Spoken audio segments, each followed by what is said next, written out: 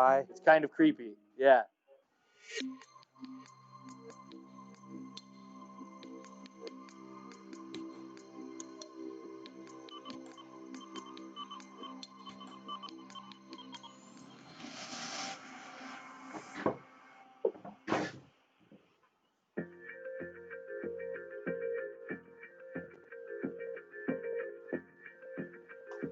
We are the attacker team. We are offensive security. Our goal is to achieve full access. I'm extremely optimistic. This guy. Holy buckets.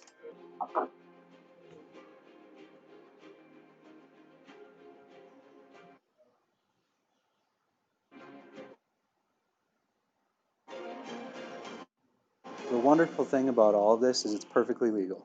There's no doubt about it. I'm in the building. Server room. We're not seeing cameras. I think the surveillance sign is a lie. It's kind of creepy. Yeah.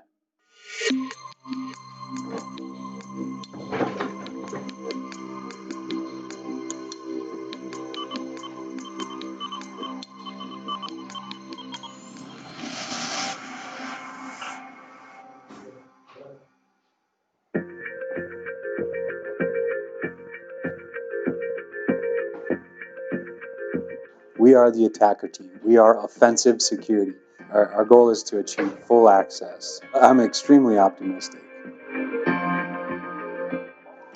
This guy. Holy buckets.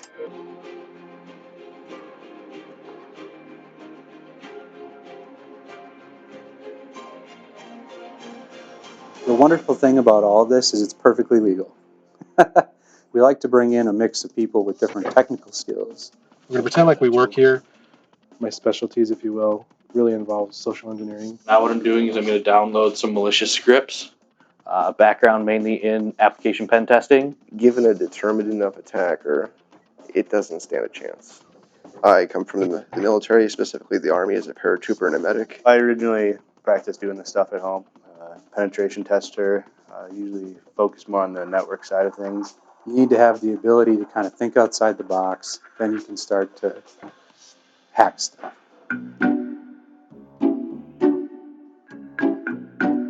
So we're currently on our way to the first office location where we'll be basically conducting reconnaissance just to see what the area looks like, where we're going to gain access, what things we need to be aware of. We're sort of close. There's the offices. Anytime you're going to break into a building, you have to be aware of people. You have to be aware of the security controls that they have in place. A reconnaissance is going to help us figure some of that out. The target will be on the left. And this is the employee parking. Looks like there's not a fence along the wooded area. Drive casual. The goal is going to be look at different approaches. Over here is all a neighborhood. And this is wooded, but there's no fence here. Look for cameras. Try to get a sense of when people are going to be there. Office. A bunch of cameras on this side. What the surrounding area looks like. Are there neighbors who are going to see what we're doing who might call the authorities? We've got residents, so if anybody sees us, we've got a problem. It looks fairly accessible. It'd be fairly simple to have somebody enter from the wooded area or simply just drive up into the employee parking lot like you belong and just walk up to the door. Assuming there's not anybody inside, we should have free reign of the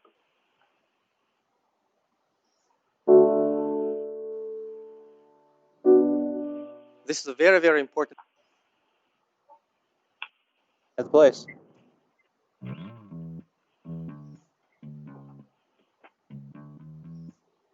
Social engineering is also referred to as people hacking. People are the number one weakness from a security perspective in any organization. Our costume is basically a technician. So you've got a polo, jeans, work boots. In order to capture some of this, we've also basically used a GoPro inside of a small satchel bag. It's a bag camera.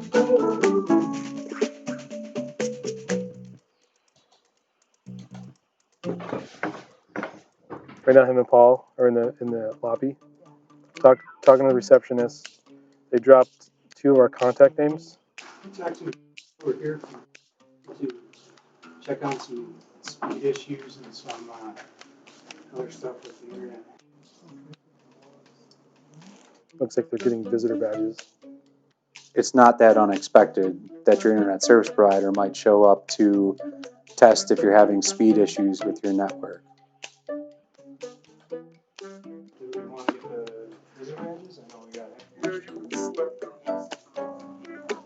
Doing a lot of sighing, which is typical of what we should be doing, kind of creating a sense of inconvenience, hoping to play on her, willingness to want to help people.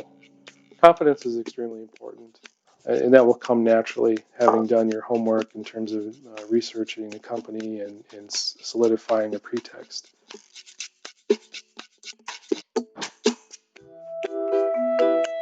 Let me fire just go for fun. Have you ever tried to call mom? I don't know when you can call.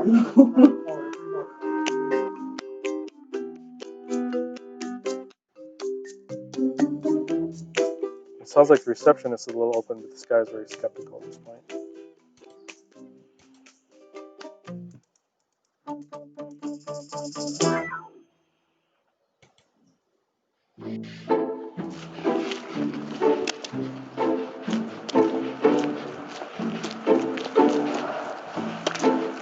We look like we're about to go raid some shit. The thing about the besides are the most fun is you got to think on your feet. We are going to try to get past physical security controls. Of course, we're an ethical hacking company, so what that means is we're not going to break stuff. So you guys are going to go in first. I think we should wait for you in the garage so that when you get to that back door, we can just let you in. We went in 2 teams. One team went in through a wooded area where it wasn't fenced in, approached the back door. The other team simply parked in the employee lot and walked to the employee entrance as though that's where we're employees. We're supposed to be there.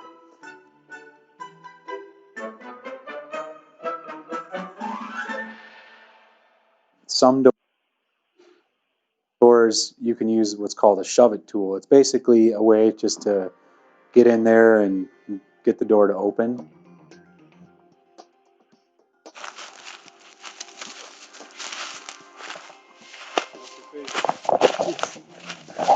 Make a dash for that dumpster.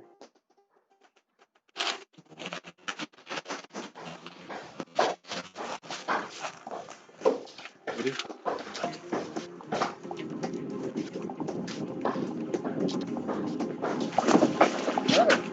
I think we're going to need the other door tool to get into the next part of the building. We have a tool that we can use to go underneath the door to snake up to grab a handle and simply pull down on the handle from the inside and open the door.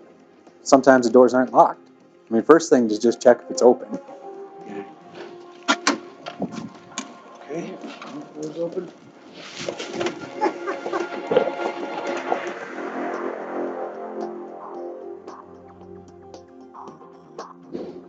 We've already found 3 iPads and a laptop, so we're doing pretty good so far. Where is the best place to get leads online for your business? Is it YouTube, Facebook, Twitter, or Instagram? Well, Credit cards be mine, including PIN numbers.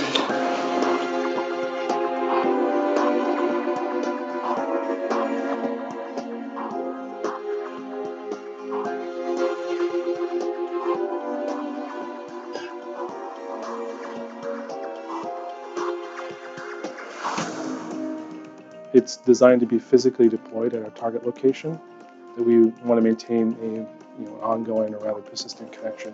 It's a small computer that's just a hardware botnet computer. So what we can do is plug that into an outlet and then into the network as well. Remotely, we can control that, install software like malware scripts, penetration testing scripts, things like that.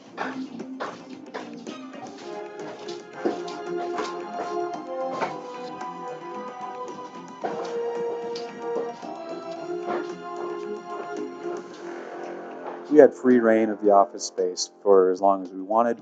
hacked a few computers, had some pretty good success there. In fact, Sense achieved domain admin credentials in their network just from that visit alone. We got everybody? Everybody has their equipment? Yeah. Cell phones in the truck. Coast is clear still? Walk, don't run. Just walk normal. Calm down, dude.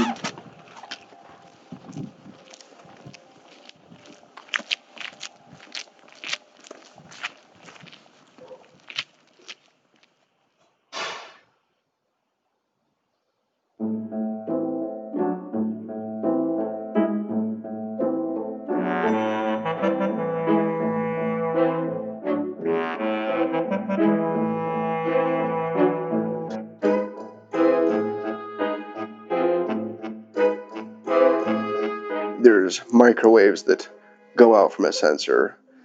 Anything that's in front of it, it's going to bounce off. That sensor is going to have a resistance and read it back saying, okay, I know something's here.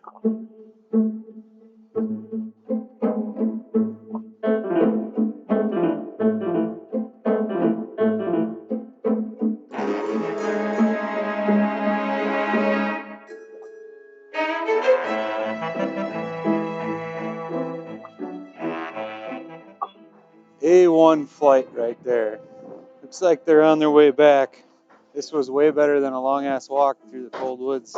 Given the sensor is so close to the ground, we could just toss Steve over the fence and then block the sensor.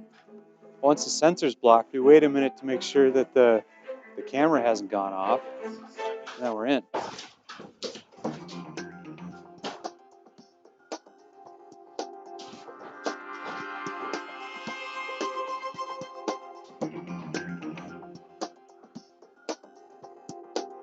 We actually don't know about the sensor itself, but the camera has 200 gig in review, which basically means that it can't see behind the pole that it's mounted on. We need to get the shield out. You it sucks out here. What this is going to do is this is going to block the infrared component of the sensor. You should effectively see my body heat disappear. And we're going to send Steve over the fence again.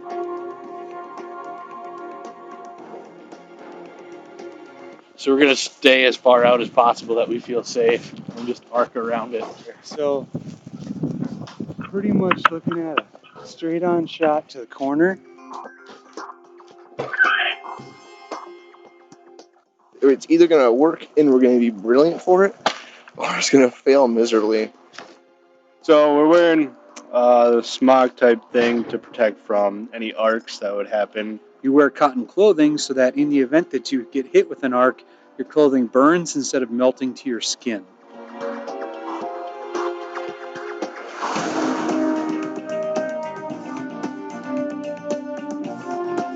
Everything is completely self-sufficient in here so long as it stays plugged in. The next thing we're going to do is make sure that we can hit the internal network.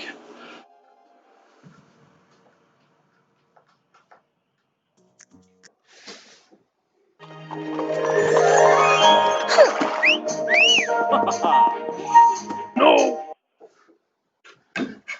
We're not going to cut a lock. We might try to pick a lock, but I'm not going to just smash the thing with a hammer. It's an art. When you can't break it, just dismantle it. We're in.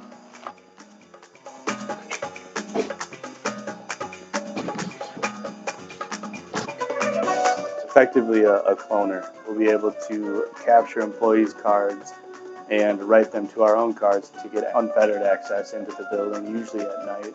Nobody in there?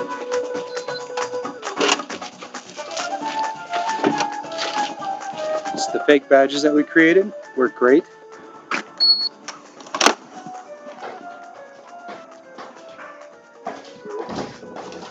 Yeah, actually, I'm just looking for the bathroom. It's through the front right here. You have a pass? No, I don't. Well, then let's get your pass.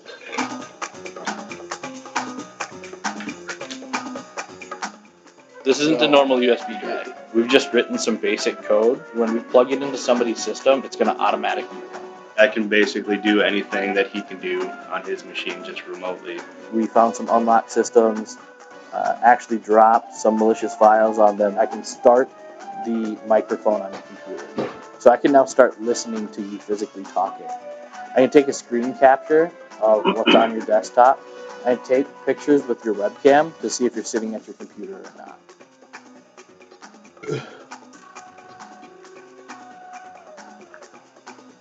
No, he pretty much got in his truck, showed up and cornered us. Completely honest, my nerves are a little bit shot with this guy.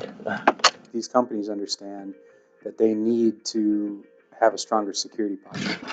It's increasing awareness, and companies are starting to do much better. We still have a long ways to go, but I think we're seeing improvements out there. Yeah.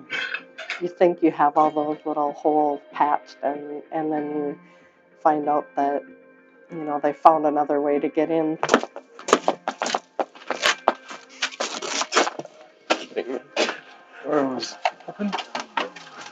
It is a good experience, and it is a learning experience.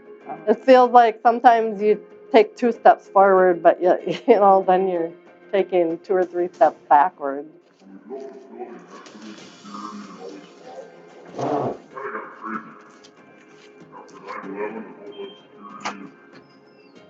For buildings like this? Really?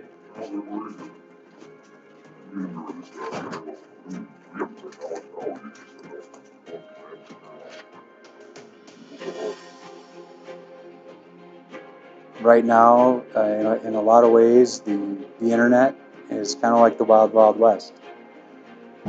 Maybe people aren't necessarily dying, but there's a lot of people hacking. It doesn't take much to do so.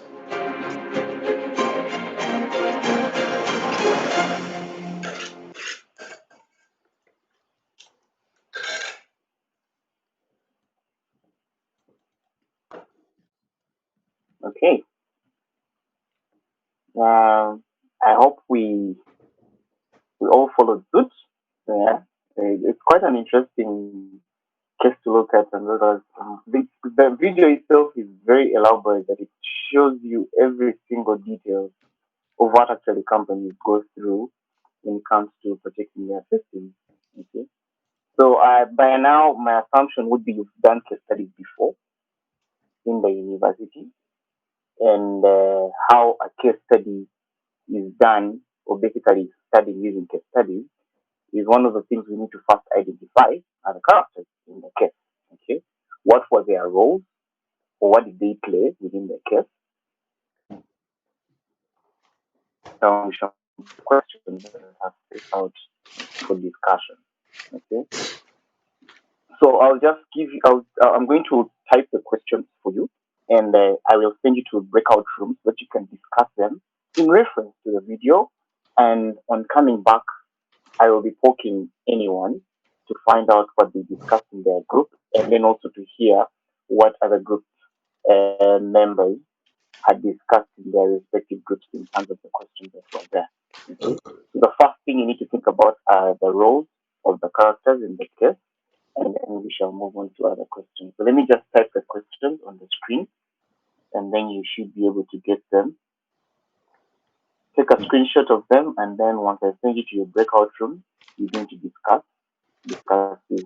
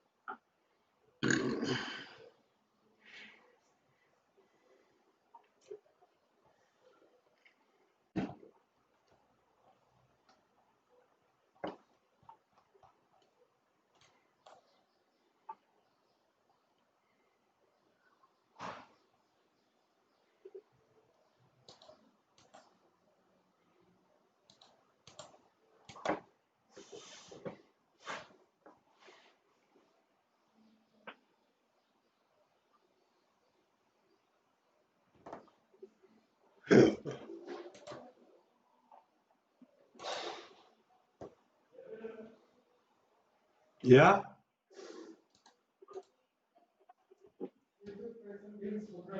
Yeah. Okay.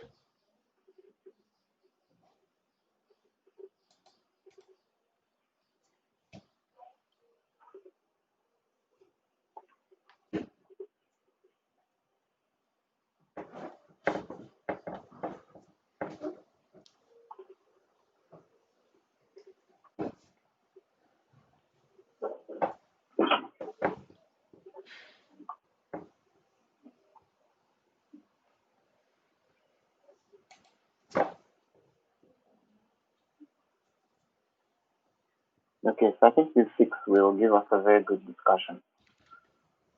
We can just take a screenshot of those questions and then we discuss this in our breakout rooms for about 30 or so minutes, let's say 40 minutes.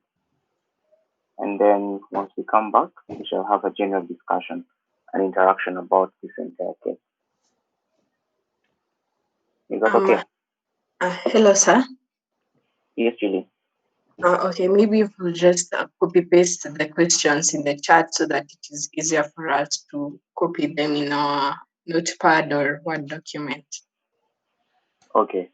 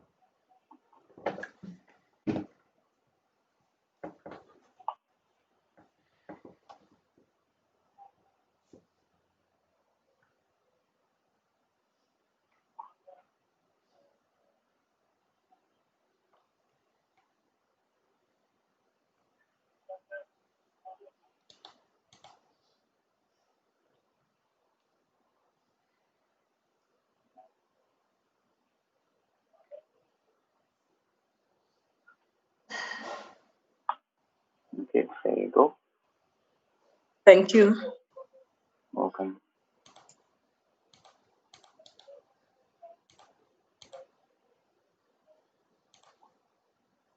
So let me create the breakout room where we shall first have a preliminary discussion amongst yourselves, and then once we come back, we shall have a general discussion. So I'll be chipping into any breakout room to see how the discussion is going on. So basically, what you need to do in your respective breakout rooms, you can just select one person who's going to be the timekeeper, just taking note of the time.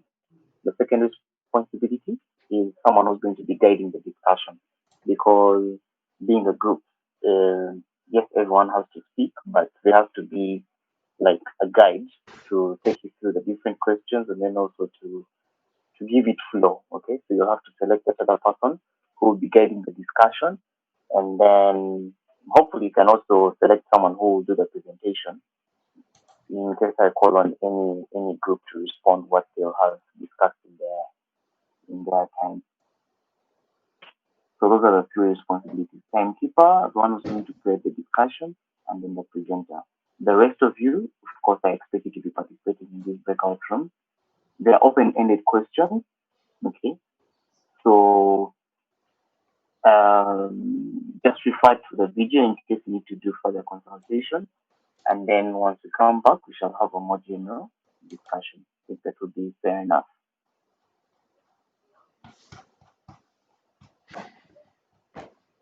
So I see we are about 92.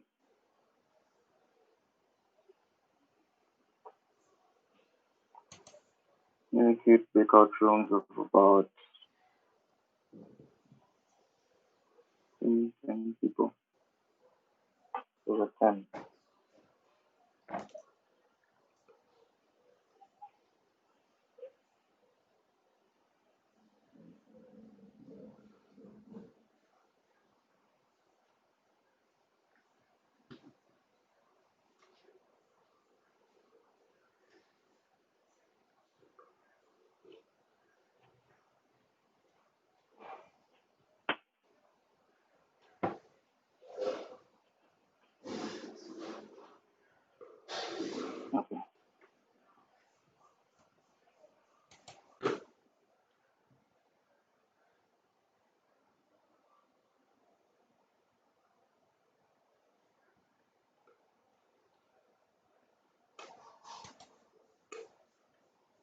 groups to see how the discussions were going on. And I don't know if most of you were chatting using the text chat, but I found maybe about 4 that were already actively involved, where people even speaking and giving illustrations. Anyway, I guess the discussion will help us to understand how far we had really gone to try to achieve our understanding of this. So, I don't know, should we start with a break and we have the discussion, or we have the discussion now and end the class early? What do you prefer? Discuss now and then. Okay. So Isaac suggests that we discuss now and end the class early. Rebecca says breakfast. It's always good to have a stretch. So let's just have let's do both. Let's have a small brief break. You can go have a glass of water for about 5 minutes, and then we start the discussion.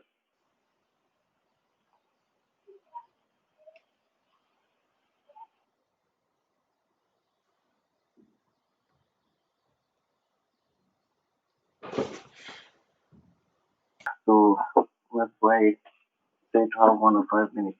So no worries, we shall end the class. It's not a big deal. So in your respective groups, let's say what I had sent you earlier on in the question, I hope you've had the intensive discussions in there in regards to what we are meant to be discussing here. And how we're going to do it is in such a way that I'll be randomly picking on anyone, evenly distributed across the entire groups, all the groups, so at least we can have a discussion from everyone. And my very first would be about the characters we just had in this particular case. Okay, so it's a video talking about how a security team is trying to hack into the power grid. What are the different characters that you came across, and what are some of their roles, as you've seen being described in this particular case? And I'll start with the group one. Group one, let me see. Group one, we can have Nathan. Nathan going first. What characters did you discuss in the case, and what were their roles?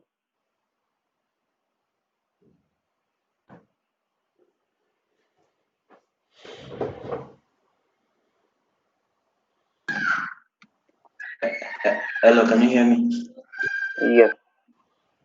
Okay. For the first question, which characters are in this case, and which roles did they play? For the characters, characterize them as ethical hackers, and the roles they played, there was social engineering, where they used the tactic of people hacking. That is one example that we discussed. Okay. So Nathan has talked about the ethical hackers. Any other characters you came across in the case study? Anyone can respond to this. Someone from another group with a different response.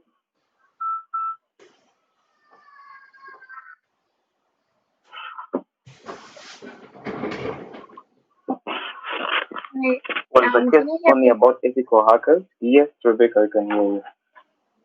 There was I'm in group 9. We discussed like there were the ethical hackers and then the employees who we didn't get their names, and some are blood. But yeah, those are the two groups. And then among the security team, there was the head of social engineering, the consultants, and the practice directors. Okay. So that's very elaborate. So you talked about the employees, you talked about the ethical hackers. Who do you think called for this particular investigation to be done?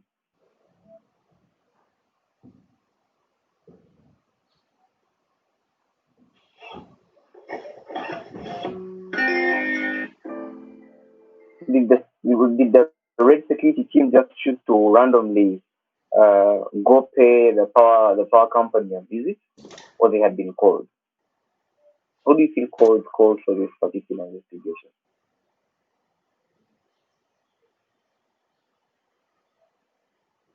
Yes, Anthony.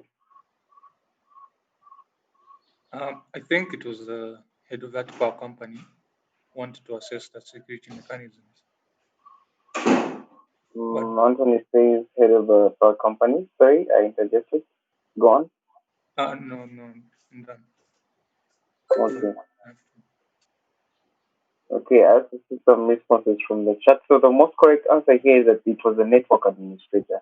You can see she, towards the end of the video, she comes out and clearly talks about, yes, we understand, we thought we've always had very good systems, but you've shown us a number of loopholes and things that have to be dealt, okay? So while looking at the case, you have to be very careful and paying attention to each and every other character that could be there, okay? Because that will inform the rest of the discussion to be there.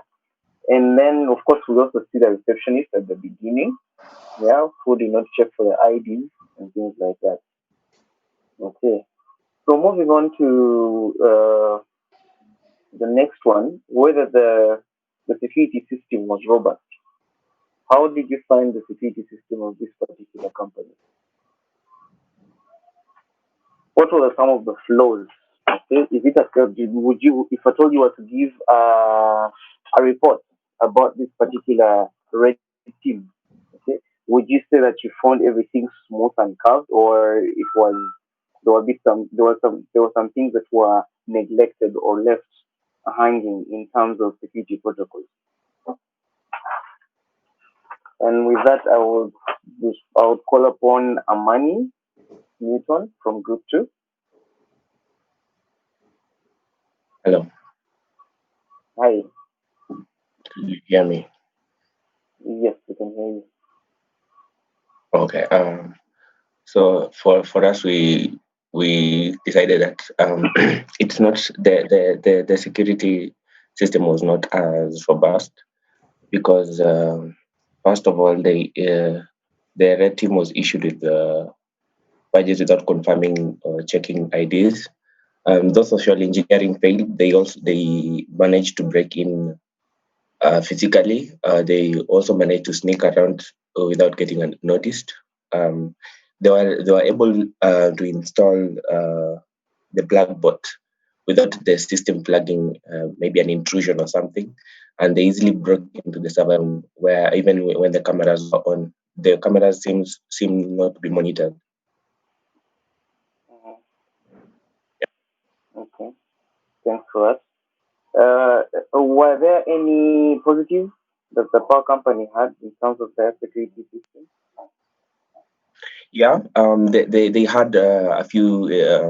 The security systems were in place. Like even the social engineering failed because they couldn't